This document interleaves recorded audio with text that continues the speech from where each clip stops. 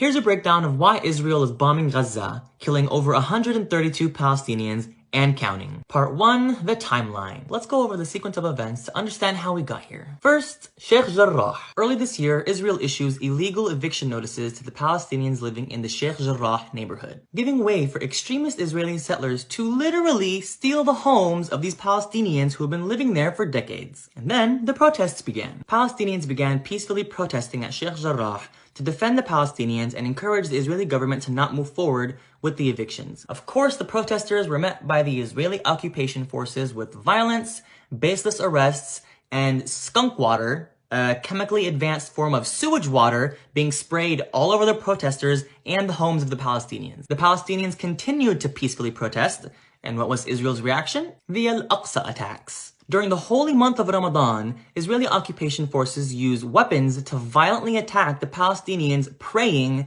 at Al-Aqsa Mosque. While these Muslims are in the middle of standing in prayer, Israeli forces begin to shoot rubberized steel bullets, throw stun grenades and smoke grenades outside as well as inside the mosques while they're praying. The attacks are still happening right now on and off, but in the first 3 days alone, over 600 Palestinians were injured and in need of medical help. And then, widespread protests broke out. Palestinians in Israel, the occupied West Bank, and occupied Gaza began peacefully protesting against the Al-Aqsa attacks and the Sheikh Jarrah evictions. These protesters were also met by Israeli occupation forces with stun grenades, smoke bombs, and rubberized steel bullets. And then, after all these blatant offensive attacks, the only defense force Gaza has, Hamas, officially asks Israel to stop attacking Al-Aqsa. They warn them that if Israel continues to attack Al-Aqsa, a place of worship, that Hamas will retaliate against Israel. Mind you that this is after Israel had already injured hundreds of Palestinians in Al-Aqsa, and Hamas responded to defend the Palestinians. So what does Israel decide to do? Attack again. Twice as hard, injuring twice the amount of Palestinians in the first attack. They even took the keys to all the doors in Al-Aqsa from the Palestinians, and they literally have control over the mosque now. So as Hamas said they would do if the Israelis didn't stop attacking the Palestinians, in defense, they fired missiles at Israel. Even after the warning they gave Israel. And as a consequence, Israel reports 1 injury from the missiles. And then as they always do, Israel plays victim like they weren't the ones that injured 600 plus Palestinians in Al-Aqsa, were using excessive police brutality at all the protests, and began bombing Gaza hard. On the first day alone, 20 Palestinians were killed, 9 of which were children. They're bombing homes, entire apartment complexes, hospitals, mosques, targeting civilians left and right, literally no limits. To add to the violence, because now Israelis all over are emboldened by these bombings, Palestinians in the West Bank and Israel start getting attacked not only by the Israeli occupation forces, but also by random Israeli civilians. These armed extremist Israeli settlers begin forming mobs in the streets, carrying knives, handguns, and rifles, chanting death to all Arabs. They're blocking roads so they can stop cars of Palestinians and beat them up. They set a Palestinian house full of children on fire, critically injuring all the children. Israeli civilians are doing all that. And who starts getting arrested? The Palestinians, of course. The victims of these crimes are the ones getting arrested. It's so corrupt that the Israeli occupation forces are actually present while these attacks are happening. They're literally forming walls around the civilians to protect them while the civilians are attacking the Palestinians. So at this point, the Palestinians literally have nobody to protect them, not even the police. They've become so violent that 12 Palestinians have already been murdered in the streets of Israel and the West Bank. And Israel continues to bomb Gaza all day and all night. And as of today, May 15th, the death toll in Gaza has reached 132 dead Palestinians, nearly half of which are children.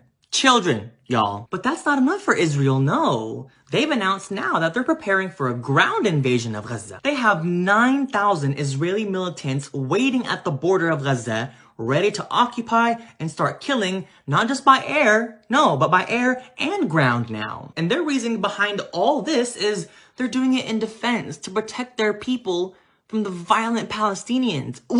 But wait, how did this all start? Sheikh Jarrah, who's ethnically cleansing the Palestinians from Sheikh Jarrah? Israel. Who's attacking the peaceful Palestinian protesters? Israel. Who attacked and injured over 600 Palestinians at Al-Aqsa? Israel. Who rejected a peaceful request to stop attacking Al-Aqsa? Israel. But this is all defensive, somehow. I don't know. And now part 2. Israel's control of Gaza. Since 1967, Israel has had full control over the West Bank and Gaza, which is illegal under international law. In 2005, Israel imposed an ongoing blockade to maintain control over all of Gaza's borders, controlling all movement in and out of the country, whether by land, air, or sea, effectively trapping all 2 million Palestinians living in Gaza. Hence why people call Gaza the largest open-air prison in the world. Since then, they've consistently bombed Gaza every few years, killing thousands of innocent Palestinians, including women and children. In 2009, Israel bombed Gaza and killed over 1,300 Palestinians. They bombed again in 2014, killing over 2,200 Palestinians and over 10,000 were injured. In 2018, they bombed again, killing 168 Palestinians. In 2019, they bombed again, killing 20 Palestinians. And to add to that list, now in 2021,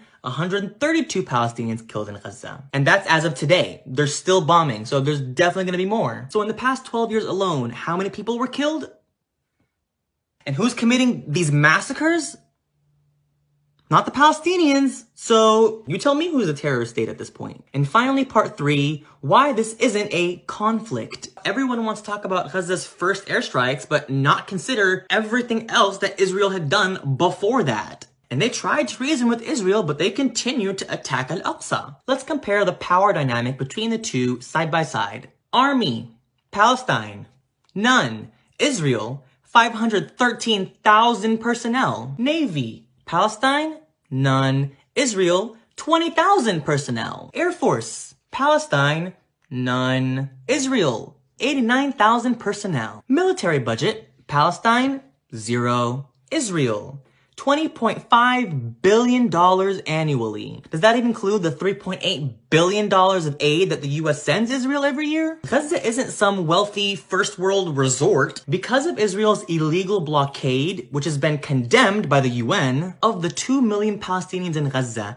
82% are unemployed, 56% live in poverty, 2/3 of Gaza's water supply has been wiped out. Israel has control of their electricity, so most Palestinians get 4 hours of electricity every day. They have no health care and a shortage of medical supplies because Israel blocks all shipments into the country. And almost half of the 2 million people that live there are under the age of 14. Those are the people supposedly attacking Israel right now. Israel is one of the wealthiest countries in the world. And you're telling me that they're the victims? And that the Palestinians are the villains? What in the colonizer world? Israel has all the power, all the money, all the technology, and one of the most advanced and most funded military systems in the world. They have tanks, grenades, machine guns, an Iron Dome, hundreds of thousands of military personnel waiting to fight for them. And what do Palestinians have? Rocks. Literally rocks. How is it not abundantly clear just how imbalanced the power dynamic is between Palestine and Israel? Israel is only getting started with this massacre of 2021. If all that's been done to Gaza so far has been done by air, I can't even imagine what it's going to be like when they invade by ground. So for the sake of humanity, please help spread the word of what Israel is doing to the Palestinian people. And not just these solidarity posts, but informative posts, videos, and footage of what Israel is actually doing to Palestinians. Just share and share and share non-stop. All resources and footage of all the crap Israel is doing to Palestine is saved in my highlights, broken down by category, because unfortunately we've come to that point. Please, please, please share. Assalamu alaikum.